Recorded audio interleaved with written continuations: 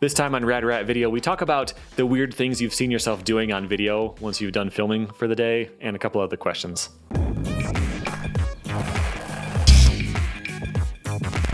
Welcome back to Rad Rat Video, a channel about skateboarding, answering your skateboarding questions, skateboarding, video games. Sometimes I do math and stuff like that.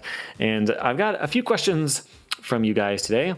The first one is from Average Manchester Man, who says, was pushing mid-grind or slide on ledges ever a thing? I think it's a cool thing to sneak in, but it seems next to nobody does it or even talks about it. Wondering if there's a reason in particular.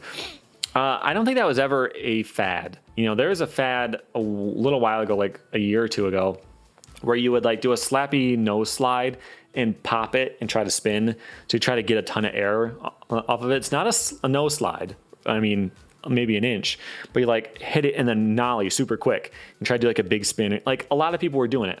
And so people would do it front side or back side, and some people were doing it switch, and some people tried to throw a flip in there too. And it was just like the big thing to do for a little while, and then it went away. I don't think mid-grind pushing ever became a fad, but I think it could. It's kind of cool as long as you do it, as long as you don't need to do it. I think that's the thing. Like if you are grinding and you're about to come to a stop, I guess you couldn't do it in a 5-0, could you? You'd have to do it like a crook. So you're doing a crooked grind, you're about to come to a stop, and you plant your foot and push and you grind the last foot. I don't think that's nearly as cool as doing like a really fast grind. You're gonna make it anyway, but you just give extra boost. I think that could be kind of cool. But yeah, it just has to be done well. And if that's something you're into, do it, and maybe you'll start the next fad. I mean, I think it's kind of cool. Next question is from Josh. Do you think doing a trick by accident gives you experience on that trick? Like for example, if I was trying to learn kickflips but kept landing in a nose manual, would that give me experience on a kickflip nose manual when I decide to learn them? I think so. One example I have with that was my first grind ever. You may have heard this story. First ever grind was a kickflip 5-0. Not a 5-0, not a 50-50. It was a kickflip 5-0. And it was by pure chance. It was like stormy outside, tons of wind.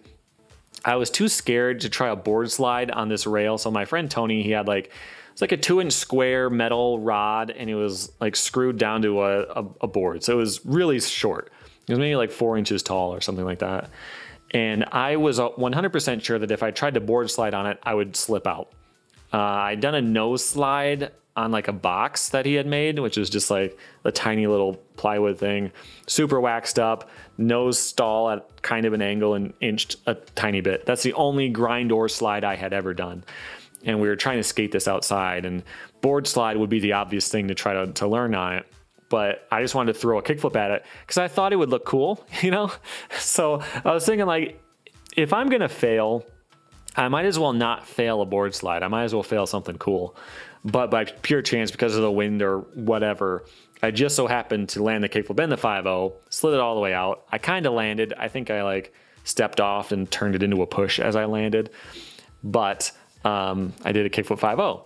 And so later when I was actually getting good enough to do a kickflip 5-0 on purpose, I found it pretty easy.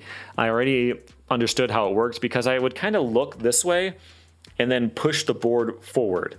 And like I didn't have to think about transferring the truck, you know, backwards onto the ledge. I would just look over this shoulder and kick it forward. And I feel like it just kind of made sense because I had done it before and I know how it feels. You know, like I was acting like I was going to go for a board slide and then did a kickflip, but I landed in a 5-0. I didn't land in a kickflip board slide. So like you don't have to like come at an angle and then try to look over your shoulder, almost like a back tail type of thing. You know, and just like the technique of how it works and where your weight has to go and all that, it does make sense that you could carry some of that forward from a bad habit. You know, like with you, you're talking about accidentally landing nose heavy on stuff all the time. You could get to a point where that feels comfortable and you can do it on purpose, land in a nose manual on purpose. I think that is possible. So yeah. I don't know how helpful that is because you can't like pursue doing that on purpose. But yeah, like I think a lot of stuff can inform other things. If you got really, really good at frontside pop shove-its, and that's the only trick you did, but you did it a lot and you did it everywhere. You did it up stuff, down stuff, over grass gaps, everywhere. Nothing but front shoves everywhere. I think you would find some weird benefit, like a nollie front side 180, which is the opposite type. You know, like you're scooping this way. Like for some reason that might be easier. And I don't know why, but maybe like the way that you set up your shoulders on those front shoves and the way you spot the board somehow translates into a different trick in some way that you wouldn't expect. You know, like it's hard to say. The last question is from a disciplined daddy who says, lately, I've been filming myself a lot more than usual, and while sorting through all the raw footage, I'm noticing all sorts of strange little things I do when skating without even realizing it. For example, I noticed that I examine the underside of my board after almost every attempt at a trick. It's like the skateboarding equivalent of Nomar Garciaparra's batting gloves routine. If you follow baseball, that might mean something to you. I don't. I'm also constantly muttering to myself, often in these unintelligible little bursts, red, iron, big bird, like I told, grow up, sure. I have no idea what I could possibly be thinking. I also apparently talk to whatever obstacle I'm trying to skate, usually belittling it and insulting it. I think that's maybe just some bizarre way of building up confidence. Fortunately, all of these possible symptoms of mental illness only manifest while I'm skating, so I'm not too worried. Anyways, have you had this experience? If so, what do you catch yourself doing? I thought this would be a fun discussion for the comments. Like what weird things you've seen yourself do on video that you don't really realize. I could come up with two that I do, which are more annoying than really all that interesting. But first thing I would do is push up my glasses after every single attempt at anything. If I land, my glasses go up. And the reason why, I grew up in a really swampy place. There was literally a swamp area next to my driveway where I skate all the time. So if you sweat, it doesn't evaporate because it's super humid, right? So face is dripping with sweat. My glasses would always be sliding down. I'd always have to push them up. And so it just became a habit. Like after I land, push them up, turn around, come back. And so I would have all of these clips of me landing my trick and immediately going for my glasses. Like I'm landing, absorbing impact, and my hand's going up. And I got so annoyed because if you see it once or twice in the video, like whatever, I wear glasses. Of course, I'm going to have to push them up sometimes.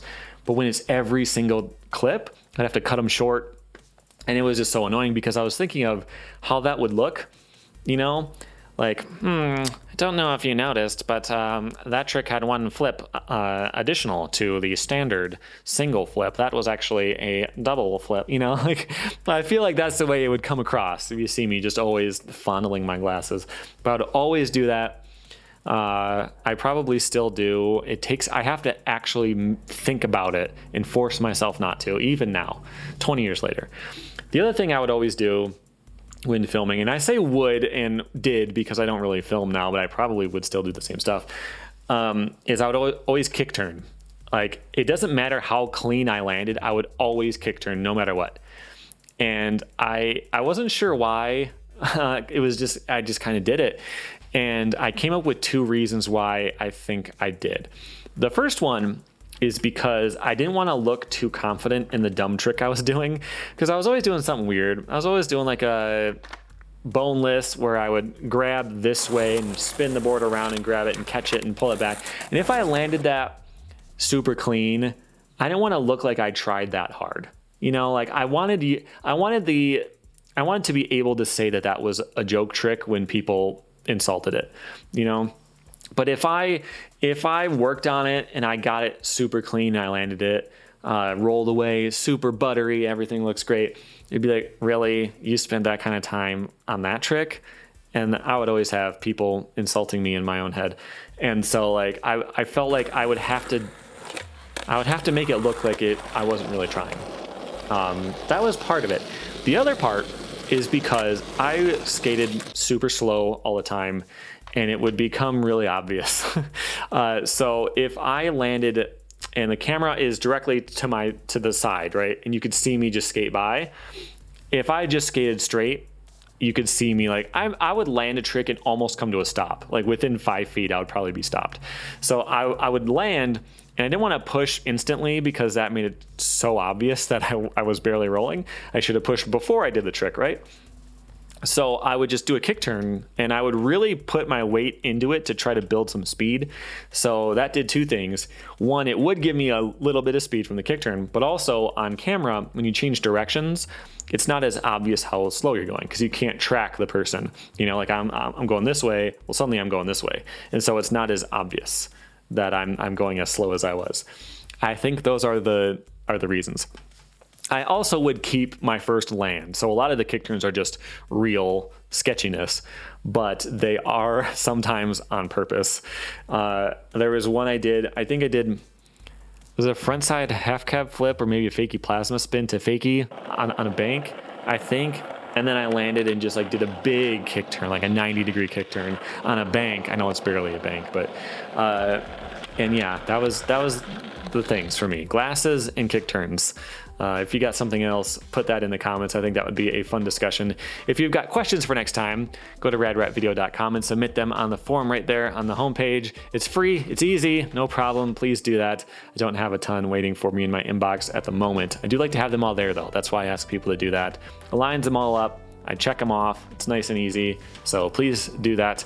If you want to subscribe, appreciate that too. I've got lots more videos like this, about 180 of them in fact. And I've got lots of video game content and all kinds of stuff. So check all that out and I'll see you next time. Thanks for watching.